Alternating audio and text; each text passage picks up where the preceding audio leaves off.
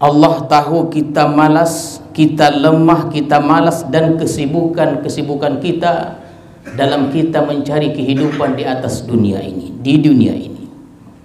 Oleh karena itu Allah sikitkan bilangan-bilangan sembahyang itu, 5 waktu saja. Oleh karena itu fafaradha 'alaika rak'ataini fi subhi wa 4 raka'atin fi zuhri wa kadzalika fil 'asri wa 3 fil maghribi wa 4 fil isya. Sikit rupanya, tapi tak terasa dia. 2 rakaat subuh, 4 rakaat zuhur dan asar, 3 rakaat maghrib, wa 4 fil isya, 4 rakaat sembahyang isya. Jadi tuan-tuan sekalian, yang Allah fardukan ini adalah yang 5 waktu ini sikit jumlahnya. Yang difardukan sikit 5 waktu saja, dan jumlah bilang rakaatnya juga sedikit, Allah sedikitkan. Wa ja'ala hadha tartib li hadha tafawut litakuna qariban min Allah. Dan Allah jadikan susunan dengan ini perbedaan supaya engkau selalu dekat dengan Allah Subhanahu wa ta'ala.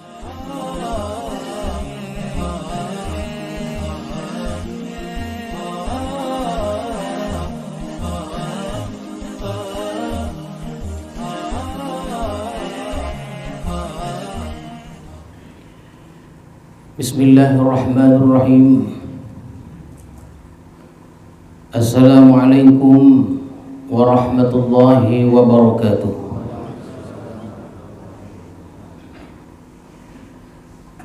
Alhamdulillahilladzi ja'ala thawabal khamsi khamsin fadlan wa rahmatan minhu lil musallin. Ashhadu an la ilaha illallah wahdahu la syarika lahu rabbul alamin,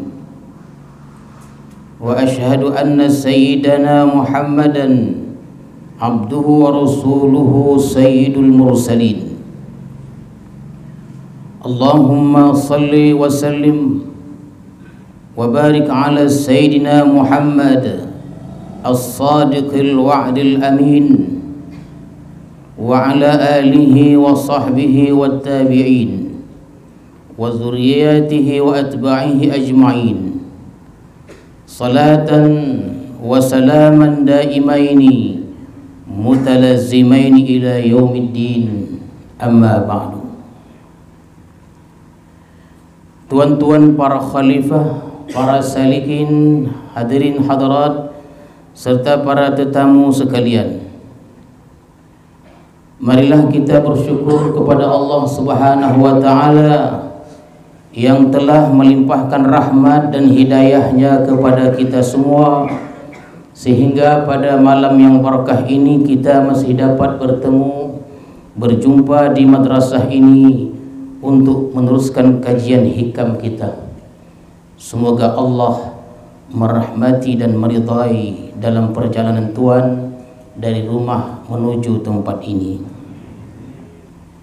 Salawat dan salam kita ucapkan dan kita sampaikan kepada Rasulullah sallallahu alaihi wasallam beserta keluarga, para sahabat dan para pengikut-pengikut beliau. Mudah-mudahan hadirin sekalian kita mendapat syafaat Rasulullah di hari kemudian nanti. Amin ya rabbal alamin.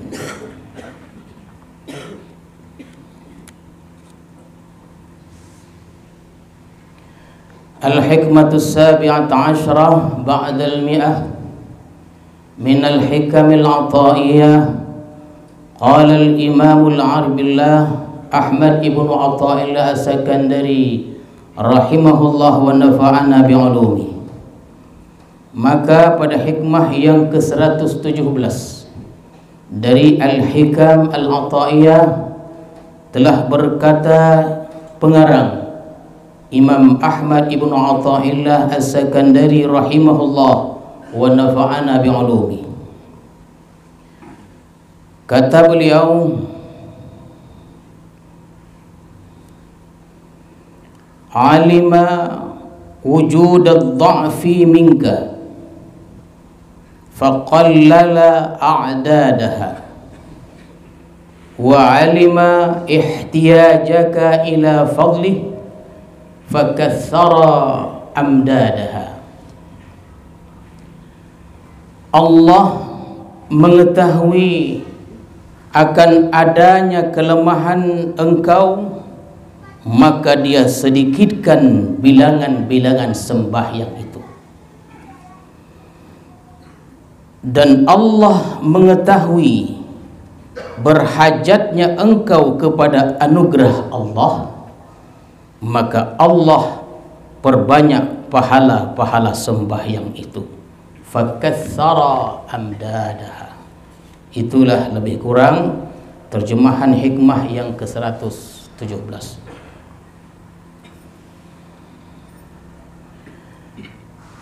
Ayyuhal abdu, alimallahu minka wujud ad-dha'fi wa takasulaka anha wa kasrata ishtighalika li ma'ashik faqallala a'dada as-salati 5 salawatin fi kulli yawmin wa laylah.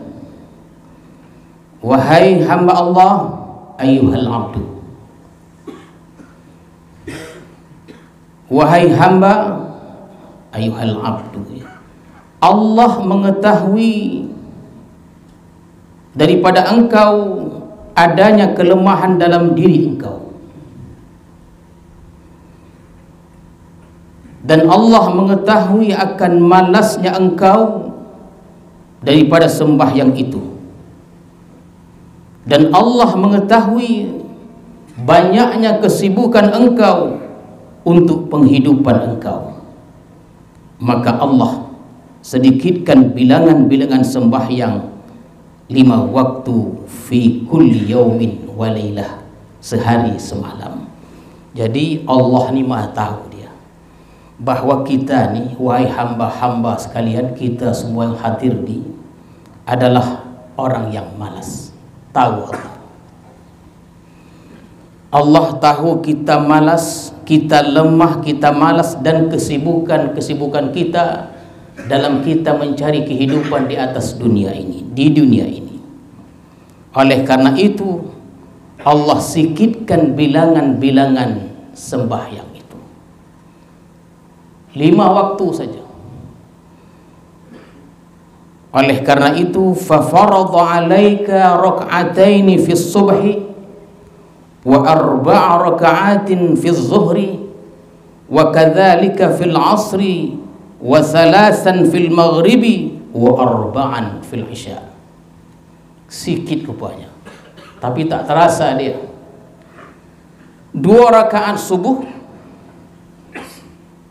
4 rakaat zuhur dan asar, 3 rakaat maghrib, wa 4 fil 'isya, 4 rakaat sembahyang isya. Jadi tuan-tuan sekalian, yang Allah fardukan ini adalah yang 5 waktu ini sikit jumlahnya. Yang difardukan sikit 5 waktu saja, dan jumlah bilang rakaatnya juga sedikit, Allah sedikitkan. Wa ja'ala hadha at-tartib li hadha at-tafawut litakuna qariban min Allah. Dan Allah jadikan susunan dengan ini perbedaan supaya engkau selalu dekat dengan Allah Subhanahu wa taala. Subuh, kemudian zuhur, asar, maghrib, isya, itu supaya kita dekat dengan Allah Subhanahu wa taala. Jadi waktunya diatur oleh Allah supaya kita jangan lupa dan lalai kepada Allah.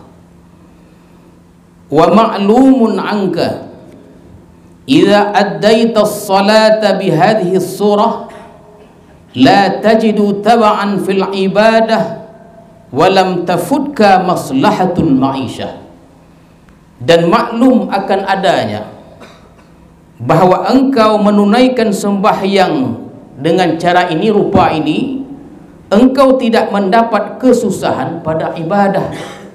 La tajidu ta'aban fil ibadah, tak susah kita.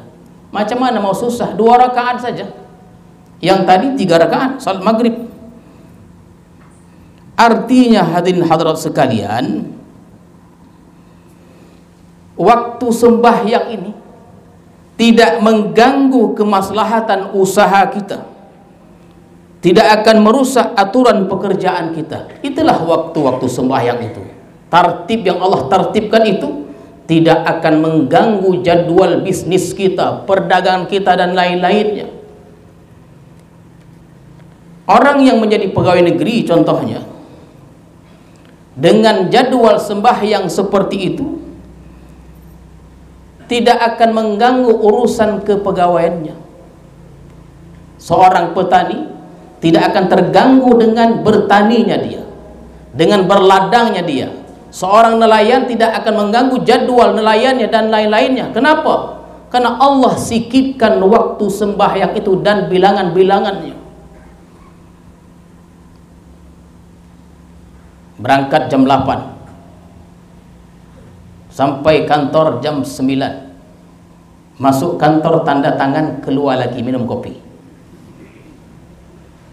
Berkombo itu yang mengganggu, yang mengganggu kepegawaian itu yang mengganggu. Dari rumah jam 8 sampai di kantor jam 9, kono jalan rusak. Tanda tangan, hadir. Bau seperti cocah dia, kata orang Silam, keluar lagi minum kopi, berkombo 2 jam. Kombo itu tak tahan gitu tuh. Itu yang mengganggu pekerjaan kita. Kalau sembahyang tidak akan mengganggu. Oleh karena itu jangan coba-coba kita menjadikan sembahyang, jadwal sembahyang, waktu sembahyang mengganggu. Itu alasannya. Tak mungkin. 4 rakaat saja, asar dan zuhur, tak mungkin mengganggu aktivitas kita.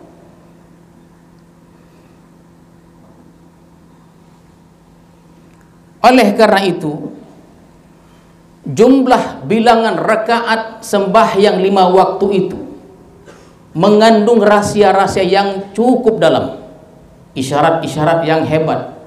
Kalau kita gali satu persatu, dia tidak akan ada habis-habisnya. Dan hal yang demikian, kebaikan-kebaikan yang ada pada setiap salat itu hanya diketahui oleh arbabul qulub wal basair. Siapa dia? Orang yang punya mata hati dan penglihatan batinnya. Jadi kenapa Allah mewajibkan subuh itu 2 rakaat, maghrib 3 rakaat, dan lain-lainnya? Tentu ada kebaikannya. Wa fi iqadzil himam, dan dalam kitab Iqadzil Himam yang ditulis oleh Ibnu Ajibah disebutkan, famin lutfihi bika ayyuhal insan qallala a'dadaha ma'a sa'atiz zaman. Jadi dalam kitab Iqadzil Himam itu disebutkan bahwa famin lutfihi bik, setengah dari kelembutan Allah kepada engkau itu, wahai manusia, Allah sedikitkan bilangan sembahyang itu serta luasnya masa, ma'a sa'atiz zaman, ya, dengan luasnya masa waktu. Apa maksudnya? Kalaulah kita agak-agak setiap sembahyang itu yang kita tegakkan, yang kita dirikan itu 5 menit, ya, kita agak-agak lah, atau paling lama 10 menit. Kalau sembahyang sendiri 2 menit, mau copek, sembahyang balik pintu, copek dia.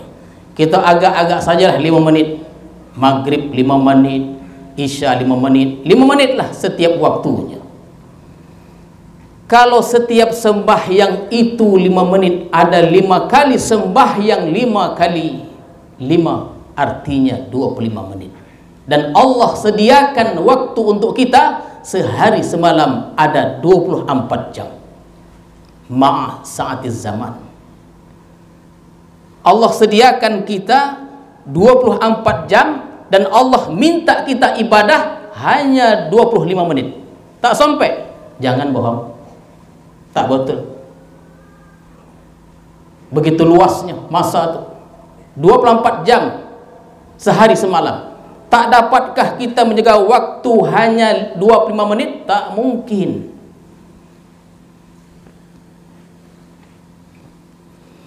Dan daripada kelembutan Allah juga, bukan sekedar itu tuan-tuan sekalian, yang 4 rakaat pun bisa menjadi 2. Tengok tu hebatnya Allah, lembutnya Allah, sayangnya Allah kepada kita. Yang 4 rakaat bisa menjadi 2 rakaat. Bahkan waktu zuhur bisa dibawa ke asar, dan waktu asar bisa dibawa ke zuhur. Solat dikala kita safar musafir. Itu pun tidak juga. Tak sampai juga 2 rakaat tu. Nak copek katanya. Iko jam 8 mesti sampai kau katanya. Tak boleh kita begitu. Oleh karena itu, famin lutfihi, sayangnya Allah kepada kita, lembutnya Allah kepada kita, kepada hamba-hambanya itu, dibuatlah jadual sembahyang itu seperti itu. Itulah tartibnya. Jadi Allah menghendaki kita semua itu dekat, litakuna qariban minallah, supaya kita dekat dengan Allah. Jangan kita lupa, lalai kepada Allah Subhanahu wa taala. Oleh karena itu Allah wajibkan kita sembahyang 5 waktu. Baik hadirin dan hadirat sekalian, faja'ala 'alaika salatan fi awwali naharihi syukran lima azharahu lak min bahiri anwari waliyakuna nuhuduka ilahi fi awwali qiyamika jabran lima hasala min ghaflatika fi tuli manamika. Allah menjadikan atas engkau sembahyang di awal siang, fi awali nahari. Baik, satu persatu kita bahas. Allah menjadikan atas engkau sembahyang di awal siang, itulah sembahyang subuh. Jadi sembahyang subuh itu adalah sembahyang awal siang. Dikatakan begitu, diwajibkan oleh Allah Subhanahu wa taala 2 rakaat. Untuk apa? 2 rakaat. Yang pertama, salat subuh 2 rakaat itu bentuk syukur kita kepada Allah Subhanahu wa taala. Syukur apa? Syukur datangnya siang. Karena siang untuk penghidupan kita, untuk menghadapi datangnya siang itu, Allah memerintahkan kita untuk bersyukur kepada Allah dengan sembahyang subuh 2 rakaat.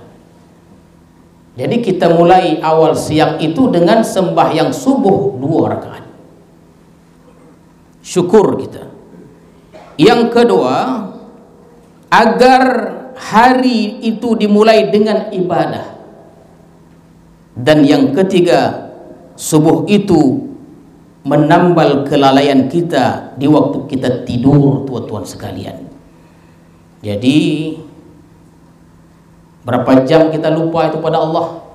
Ada yang tidur 3 jam malam itu, ada yang tidur 4 jam, bahkan ada yang tidur 8 jam.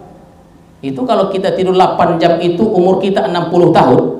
Kalau dihitung itu, kalau setiap hari kita tidur 8 jam, meninggal kita pada umur 60 tahun, artinya selama 60 tahun itu tidur kita 20 tahun lamanya. Ya, beraja-berajalah kita, jangan 8 jam lagi. 60 tahun hidup, rupanya tidur kita 20 tahun lamanya.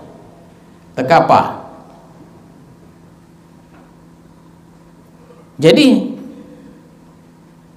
hadirin hadirat sekalian, subuh itu menambal kelalaian. Jadi waktu kita tidur 8 jam itu contohnya lah, kita lupa kepada Allah. Ya, lupa kepada Allah Subhanahu wa taala, dan subuh itu fungsinya sebagai penambal lalainya kita kepada Allah selama kita tidur tadi. Oleh karena itu fungsinya subuh itu adalah syukur kepada Allah datangnya siang. Yang kedua, mengawali siang dengan ibadah kepada Allah. Dan yang ketiga, menutupi kelengahan kelupaan kita kepada Allah di waktu kita tidur di malam hari. Jadi subuh itu Allah letakkan di awal siang, 2 rakaat. Kenapa Allah menjadikan subuh itu 2 rakaat? Kan begitu dia. Maka dalam kitab Hikmatut Tasyri' disebutkan, dalam Hikmatut Tasyri' disebutkan subuh itu 2 rakaat ya diwajibkan kepada kita karena waktu itu waktu yang masih malas, dalam selimut lagi. Subuh itu adalah pembuka, malas dan pembuka. Biasanya pembuka itu sedikit, seperti makan pertama, makan pembuka. Sebelum kita makan berat, makan dulu yang kocik-kocik itu.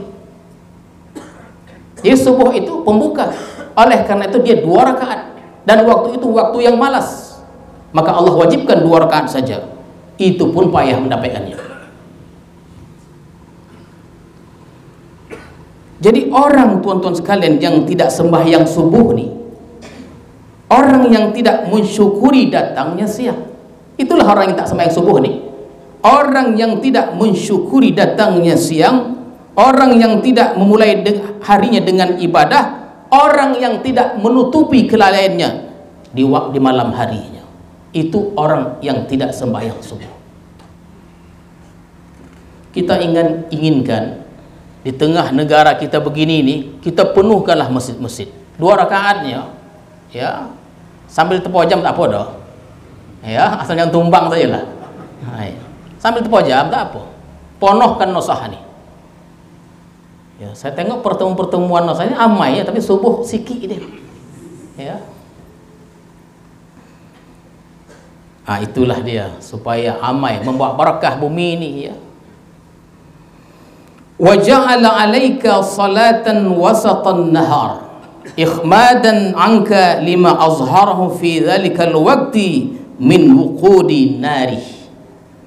Allah jadikan atas engkau di tengah siang, fi salatan wasatan nahar. Allah menjadikan atas engkau ya, di tengah siang, artinya Allah menjadikan sembahyang zuhur itu di tengah siang maksudnya. Fungsinya antara lain memadamkan neraka yang dinyalakan untuk engkau. Itulah zuhur itu. Jadi panasnya zuhur itu, kata Rasulullah sallallahu alaihi wasallam, tuan-tuan sekalian, merupakan bersangatan hembusan nafasnya Jahannam. Panasnya itu hembusan nafasnya Jahannam. Nah, mari kita padamkan panasnya api neraka itu dengan 4 rakaat salat zuhur itu. Jadi orang yang meninggalkan sembahyang zuhur artinya adalah orang yang menyalakan nerakanya sendiri itu.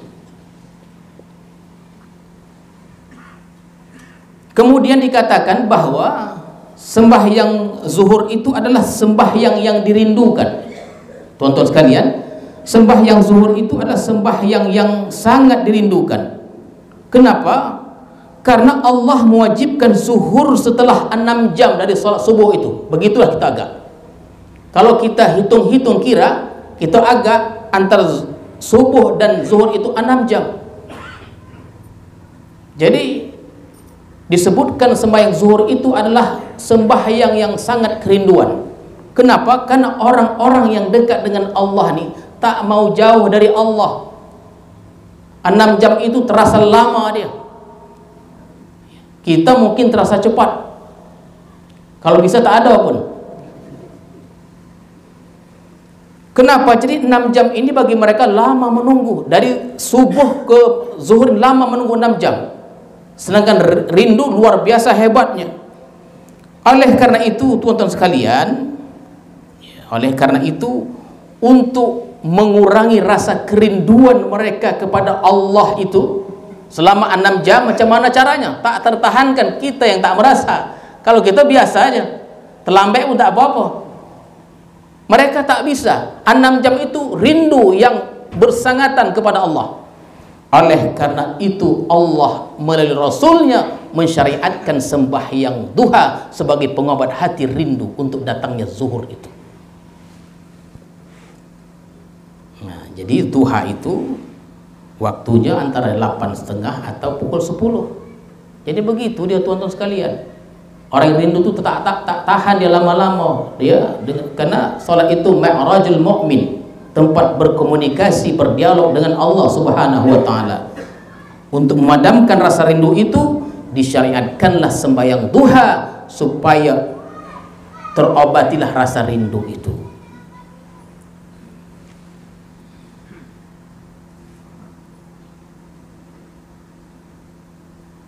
Hadirin dan hadirat sekalian, wa ja'ala 'alaika salatan qurban sirafin nahar liyakuna syahidan biwujudi ta'atika 'indal malikil ghaffar wa litashhada 'alaika malaikatur rahman bis salati 'indal malikid dayyan.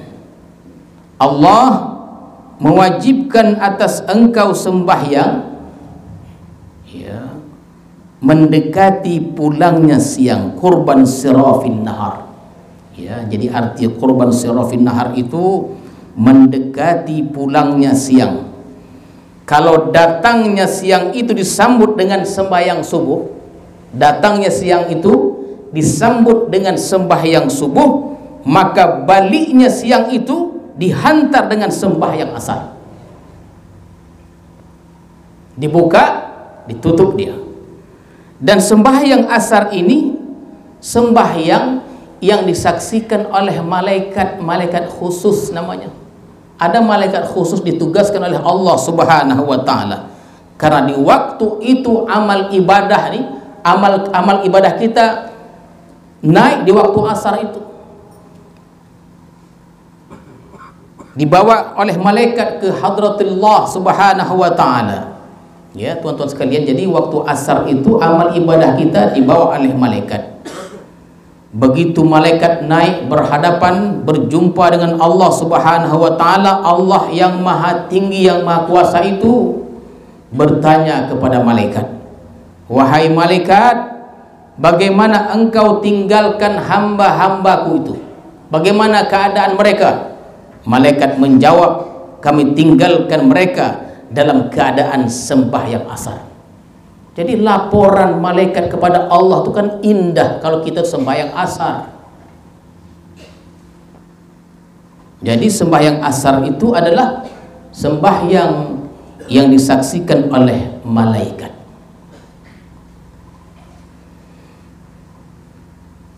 Jadi sembahyang asar ini juga menurut sebahagian ulama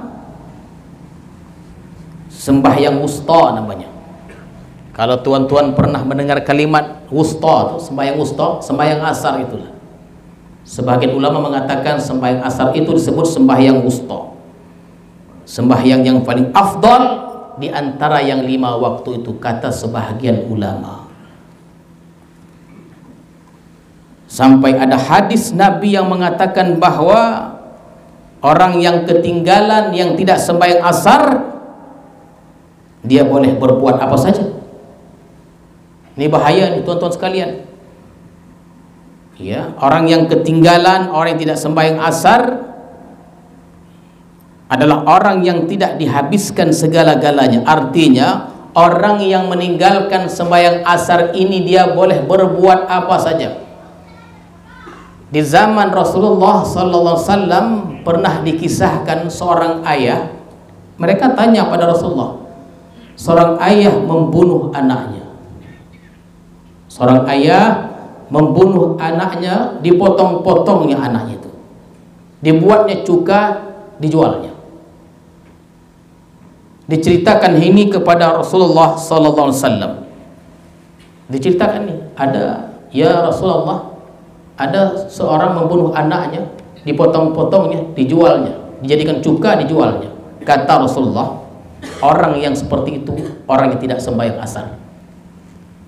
Ini bahaya kita, karena orang yang tidak sembahyang asar bisa berbuat apa saja, bahkan sampai ke tahap membunuh orang bisa. Orang yang sembahyang asar itu semacam alamat akhir hayatnya husnul khatimah. Orang yang sembahyang asar nih akhir hayatnya husnul khatimah. Dan orang yang melalaikan asar ini kadang sembahyang, kadang tidak, boleh jadi dia su'ul khatimah di akhir hayatnya. Kenapa demikian? Karena asar ini adalah penutup hari. Kalau subuh tadi pembuka, asar ini penutup hari, penutup siang maksudnya. Kalau penutup itu bagus, maka penutup umur kita pun bagus. Oleh karena itu, jangan pernah kita tinggalkan salat asar nih. 4 rakaat, 5 menitnya, ya, 5 menit. Wa aujaba 'alaika salatan fi awali zamanil lail istiftahan lidzalika zaman biwujudi ta'atika kama istafta awala naharik wastihfazan lima yatawaqqa'u min ajaibil lail. Kemudian lagi Allah mewajibkan atas engkau sembahyang di awal masa malam, waktu malam. Maksudnya maghrib tadilah kita sembahyang 3 rakaat. Itu namanya fi awali zamanil lail, di awal masa malam itu maghrib. Sembahyang ini adalah sembahyang pembuka malam, karena begitu azan maghrib masuklah waktu malam itu. Jadi malam ini dimulai dengan sembahyang, dimulai dengan taat kepada Allah Subhanahu wa taala. Jadi tuan-tuan sekalian, kita yang sembahyang maghrib ini memulai malam kita dengan taat kepada Allah dengan sembahyang maghrib 3 rakaat. Dan lagi fungsi maghrib itu adalah sebagai penjagaan dari Allah dari hal-hal yang terjadi di malam hari itu. Maksudnya minta perlindungan dari hal-hal yang membahayakan di malam hari. Itulah fungsi maghrib, awal malam 3 rakaat saja. Summa lamma aradta an tanama an sayyidika wa taghfula an rabbika wa tamatta'a bi firashika amaraka an tudi'ahu bi hudurika ma'ah aw ilayhi wa an yakuna akhiru ahdika bih wujuda ta'atika. Tuan-tuan sekalian, lamma aradta an tanam, setelah kita sembahyang maghrib 3 rakaat tadi, manakala engkau hendak tidur,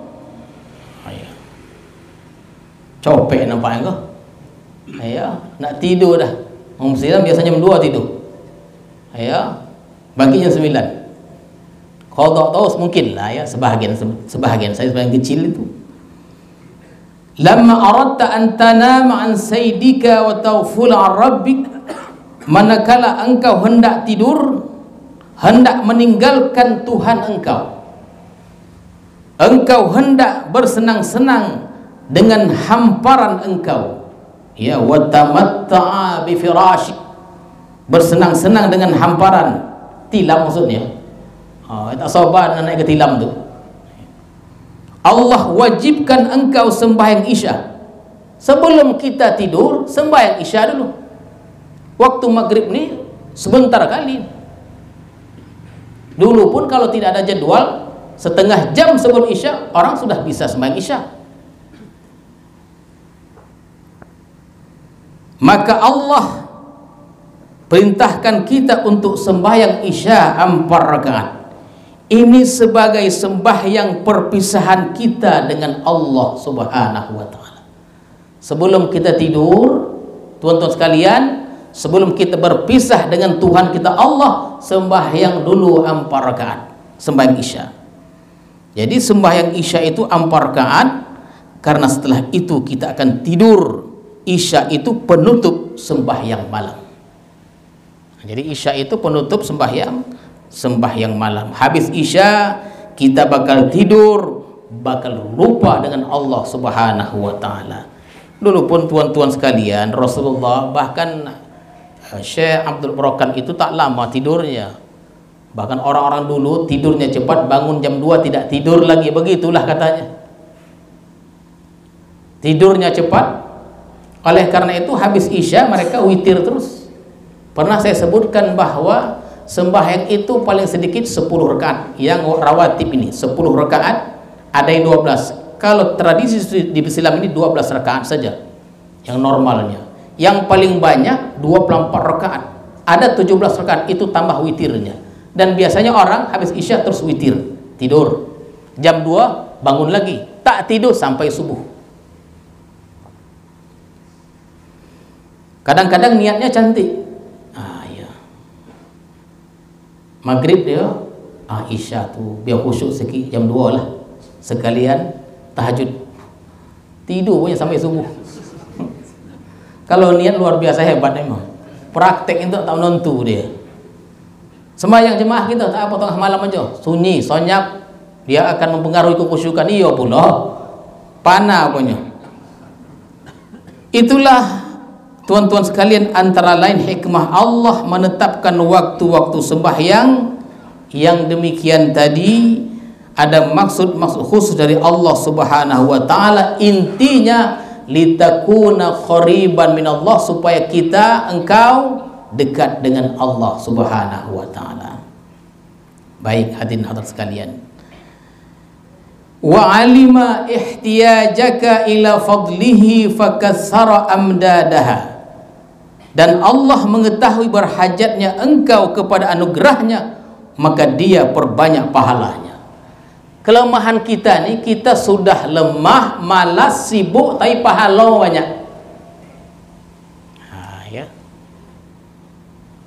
Malas, sibuk, tapi perkara pahala mau banyak aja.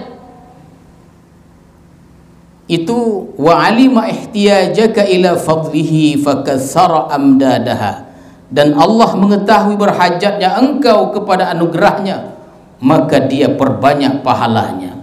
Allah tu maha tahu kita tu lemah, sibuk kita dengan kehidupan ini, maka Allah banyakkan pahala sembahyang itu tuan-tuan sekalian. Karena supaya ada mizan nanti di akhirat ketika ditimbang amal kita, karena banyaknya pahala, naiklah amal timbangan kita dan kita dimasukkan ke surga Allah Subhanahu wa taala. Begitu Rahman dan Rahimnya Allah kepada kita semua. Sembahyang sesikit pahalanya banyak. Ya, pahalanya banyak. Qala ta'ala fa amma man thaqulat mawazinuhu fahuwa fi 'ishatin radiyah. Wa amma man khaffat mawazinuhu fa ummuhu hawiyah. Jadi orang yang berat timbangan kebaikannya walaupun sedikit, dia hidup dalam keridhaan, kesenangan. Dan orang yang ringan kebaikannya walaupun sedikit, banyak kejahatannya, dia kembali ke neraka hawiyah. Begitu rahmatnya Allah, sayangnya Allah pada kita. Tadi kita sebutkan jumlah rakaat itu sedikit, tapi pahalanya dibanyakkan Allah Subhanahu wa taala. Faja'ala kulla salatin bi'ashrin fahuwa khamsun fil hissi khamsuna fil ma'na, ay fil thawab. Allah jadikan dengan tiap-tiap sembahyang tadi itu dengan 10 bi'ashrin, maka dia 5 pada kenyataannya, tetapi 50 pada pahalanya. Tuan-tuan sekalian, saya ulang ya. Faja'ala kulla salatin bi'ashrin fahuwa khamsun fil hissi khamsuna fil ma'na ay fi sawab. Allah jadikan dengan tiap-tiap sembahyang itu dengan 10, maka dia 5 pada kenyataannya, tetapi 50 pada pahalanya. Sembahyang itu 5 kali sehari semalam, tapi pahalanya sama dengan 50 sembahyang. Itu artinya. Jadi kalau begitu Rasulullah masih hidup, syafaat Rasulullah berjalan. Di mana dia? Ketika Rasulullah berjumpa dengan Allah. Awal diwajibkan 50 waktu, menjadi 5 waktu, itu syafaat Rasulullah kepada kita semuanya. Walaupun kita sembahyang 5 waktu, itu sama dengan 50 kali sembahyang. Itu antara makna khamsun fil hissi khamsuna fil ma'na. Tuan-tuan sekalian, itu kalau dia sembahyang sendiri. Wa idza fa'alta fil jamaah kanat kullu wahidatin bi 25. Bila kita sembahyang berjamaah, maka itu menjadi 25 kali ganda dia. Wa tudha'afu bi 10, dan dilipatkan 10. Kalau sembahyang sekali sembahyang 10 kali 5, 50. Itu 50. Jadi jumlah keseluruhannya berjamaah nilainya 250 kebaikan. Satu kali sembahyang 10 ditambah kalau berjamaah 25 kali 10 250. Satu waktu kalau 5 waktu artinya 1250 kebaikan. Itu kalau sembahyang di tempat biasa. Kalau sembahyang di Mekah, di Masjid Nabawi, di Masjidil Haram, imamnya lagi hebat, lagi mulia. Qala Nabi sallallahu alaihi wasallam, as-salatu khalfal maghfur ghafarallahu lah. Sembahyang di belakang orang yang diampuni, kita pun turut diampuni. Sembahyang kita di belakang imam yang mulia, yang diampuni, kita pun menjadi mulia. Kita pun diampuni oleh Allah Subhanahu wa taala. Wallahu dzul fadl azim, dan Allah mempunyai anugerah yang besar. Itulah dia tuan-tuan serta hadirin hadirat sekalian. Sembahyang itu dia ringkas, bilangan rakaatnya adalah sedikit tapi pahalanya besar. Dan mudah-mudahan pahala yang besar itu membawa kita kepada surga Allah Subhanahu wa taala. Amin ya rabbal alamin. Itu saja yang dapat kita sampaikan, saya sampaikan, mudah-mudahan ada manfaatnya. A'udzubillahi minasyaitonir rajim. Bismillahirrahmanirrahim. Allahumma zidna ilma warzuqna fahma walhiqna bis-shalihin. Allahumma ja'al jam'ana hadza jam'an marhuma wa tafarruqana min ba'dihi tafarruqan ma'suma. Wa sallallahu ala sayyidina Muhammadin wa ala alihi wa sahbihi ajma'in. Subhana rabbika rabbil izzati amma yasifun wa salamun alal mursalin walhamdulillahi rabbil alamin. Assalamualaikum warahmatullahi wabarakatuh.